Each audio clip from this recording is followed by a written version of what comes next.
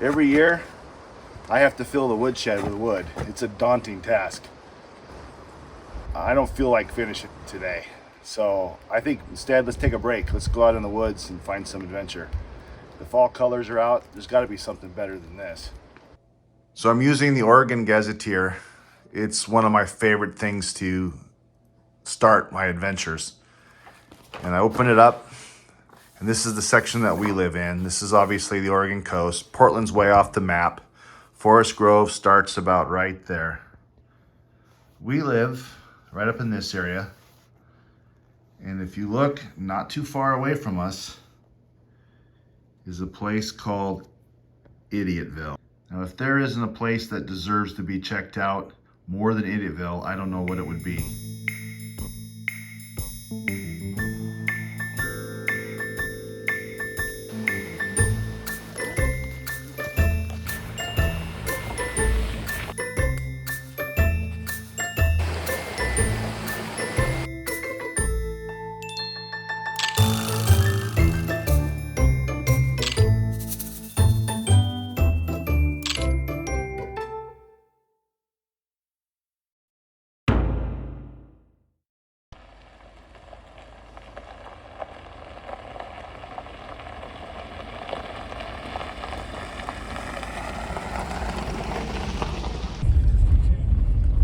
Well, we're taking the back roads to get to Idiotville.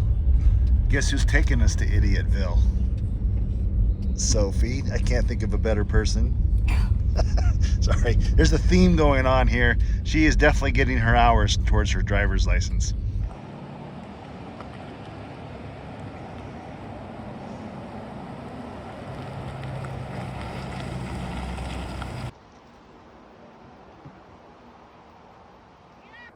Okay, we've arrived somewhere in the area of Idiotville on the map. Now, from what we know is that it was an old logging town, so everything was built out of lumber. There was no concrete or steel buildings. And in Western Oregon, things don't last very long. It's almost a rainforest, terrible weather. Everything rots very quickly and everything is heavily overgrown. So I don't know exactly where Idiotville is, but I'm about to put the drone up and see if we can find the best place to put a town in this area.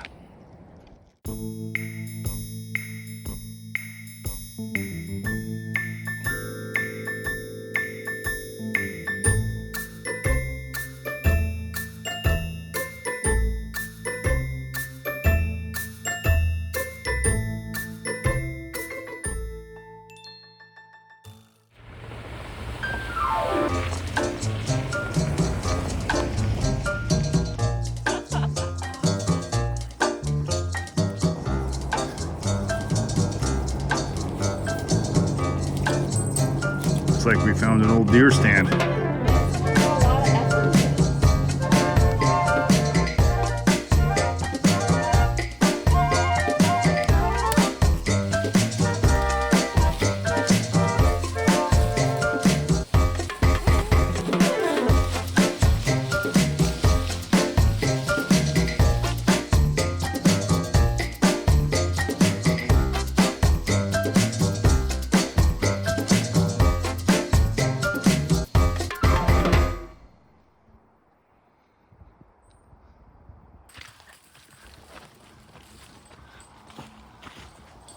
Right here you can see where the deer have rubbed the antlers and rubbed the bark off these trees, the rubbing trees. That has got to be one of the biggest ferns. It's like we're living in prehistoric times. Keep your eyes out for velociraptors, guys.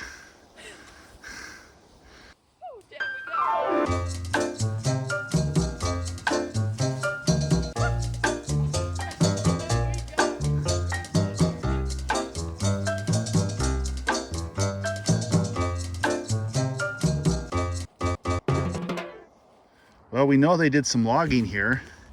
This is where they notched the tree to put a cable around it.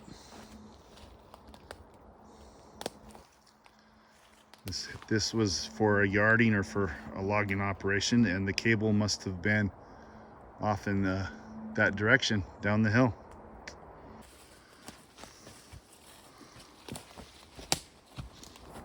So we've been hunting the woods looking for possible signs of where to put a town, a ghost town, and we can't find any large areas that are flat and even. So this must have been a pretty rugged place. The story of Idiotville, I was going to wait to find the place before I shared it, but there are two thoughts. There's two stories.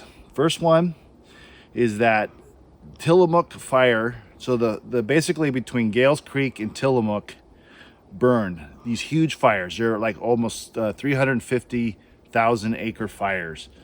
The first fire, there were 4 fires total. The first one was in 1933, and the last one was in like the late 1940s.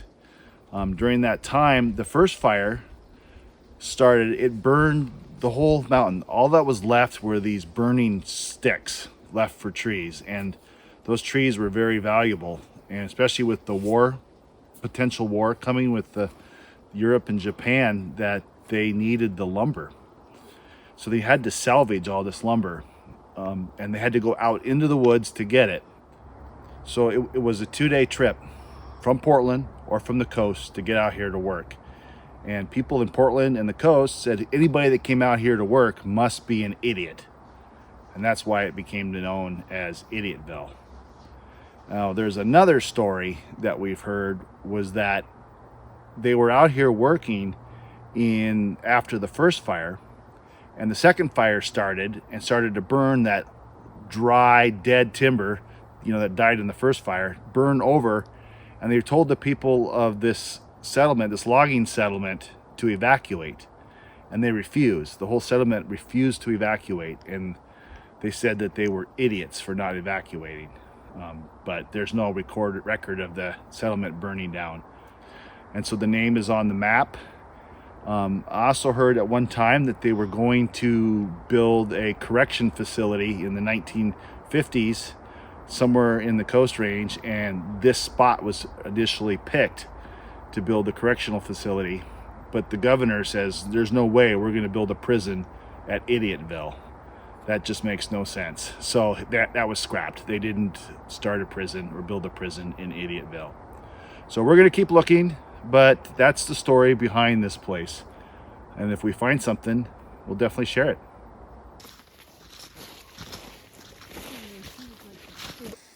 Should I take a bite of this? Come closer if you do. We're into health food. Is this a double dog dare? No, we're into health food now. You know that that's alder, not aspen, right? Does that mean it's poisonous? No, it just means it's not aspen, which is like aspirin. Oh.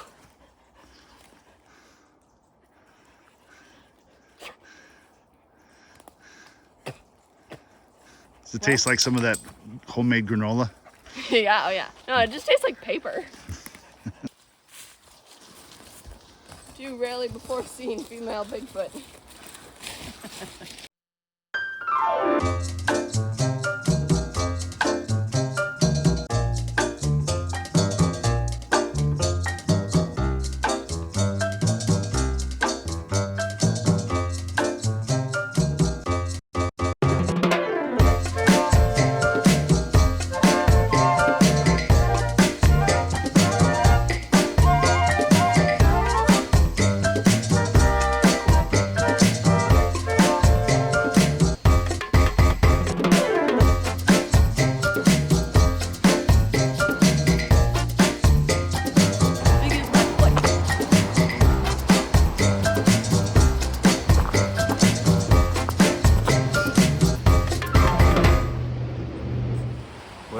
We hunted everywhere trying to find any sign of Idiotville, and I think we're the last idiots there around. We couldn't find anything. So we're down here along the Devil's Fork of the Wilson River. You can hear Highway 6 up there, the traffic's roaring by, but it's so gorgeous this time of year. So I got my camera. I'm gonna see if I can get some pictures as long as we're out here.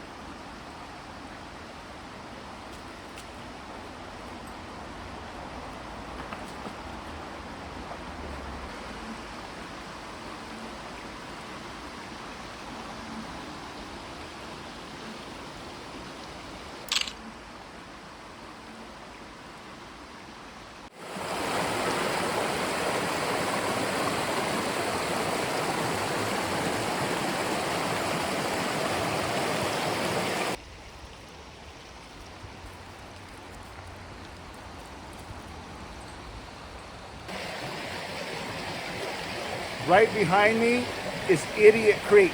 At least that's what the map says. So we're definitely in the right area. And this is where it joins with the Devil's Fork of the Wilson River.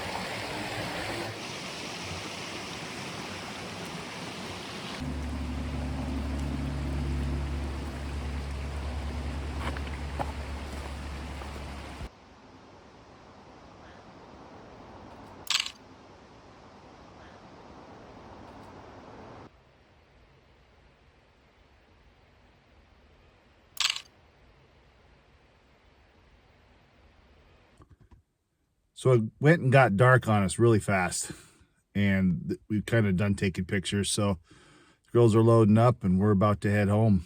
I'll dump those pictures on the camera and see how they turn out.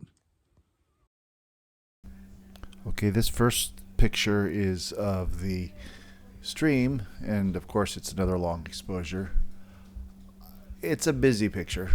I think it looks nice, but I applied some lens blur to the edges to take away some of the complexity. I always appreciate a simple subject and a simple photo, and this is a very busy photo. So I tried to minimize the complexity by giving it a nice vignette and making it blurry around the edges. However, I still was able to catch the fall color and the motion of the stream. So it's okay. It's average. This picture is technically not much different than the first picture. It's got the motion of the stream, which I do enjoy. It's got the fall colors of the red leaves and a contrast with the green moss. And it's balanced. It's got weight at the bottom and weight at the top. And the rocks run through the center. However, it doesn't have a very clear subject. And it's busy. Lots of detail and lots of distractions. So I would call this an average photo. Again, I like to have a very clear subject in a simple photo if I can arrange it. But it was fall in the woods. Lots of stuff.